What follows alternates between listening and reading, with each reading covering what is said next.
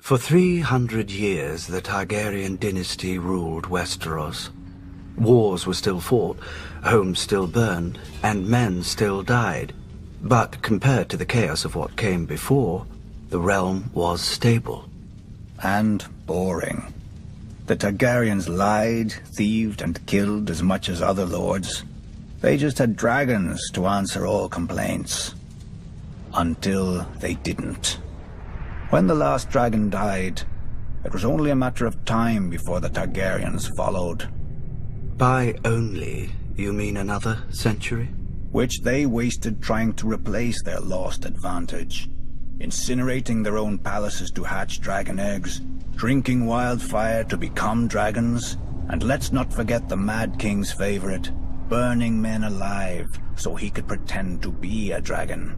We urged Aerys to pardon Brandon Stark. The boy had threatened Prince Rhaegar, but Rhaegar had stolen the boy's sister. And the boy was the eldest son of our Warden of the North.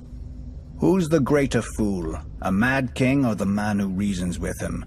Aerys saw knives in every shadow. When you told him to treat the Starks with caution, you made him afraid. And what he feared, he killed. I wouldn't have thought you, of all people, would bother with recriminations for Brandon's death, Lord Baelish. Not after your, shall we call it, duel with him? Brandon was as arrogant as he was stupid. Like his father, Lord Stark, who answered Aerys' summon to the capital. They earned their fates. But the younger son, Ned, what was his crime that Aerys ordered his death as well? Unlike men, families don't die when you lop off their head. At the very least, you should have pointed out that loyal and dutiful Ned was living with Jon Arryn, a proud and over-righteous lord with an impregnable castle and no sons of his own. Perhaps you could have spared Aerys the embarrassment of revolt. If only we'd had the foresight to consult you, Lord Baelish, but I suppose first we'd have had to know who you were. Nobody knew Robert Baratheon either, yet he claimed the right to sit on the Iron Throne. He had Targaryen blood, through his mother. A pretty dress for an ugly truth. It was war, and he could swing a hammer harder than the other options. When did you know you'd lost, Lord Varys? When Robert Baratheon killed Prince Rhaegar on the Trident. Wrong. You lost the war when you let Ned Stark slip back into the north. Neither the bloody Gate of the Vale or Moat Cailin in the north have ever fallen. They could have held out for years, even if you'd killed Robert. But you let him slip through your fingers as well. I told the court that Robert was hiding in the Stony Sept, but the hand of the king wasted too much time searching the city. Something about the glory of single combat. Then Ned Stark's army arrived to save the day. Too bad Lord Tywin wasn't a hand any longer. He would have simply razed the town and been done with it. Perhaps. And perhaps the rebels would have found even more of the countryside flocking to their banners.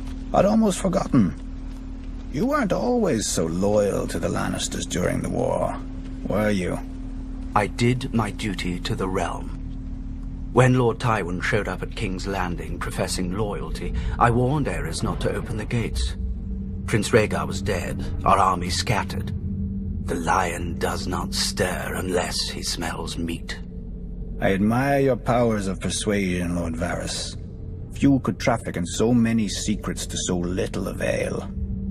Grand Maester Pycelle told Aerys what he wanted to hear, that his old friend Tywin was there to save him.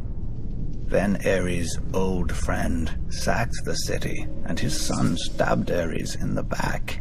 A regrettable, though necessary action.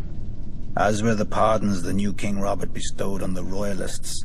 Mace Tyrell, Barristan Selmy, you. King Robert wisely chose order over vengeance.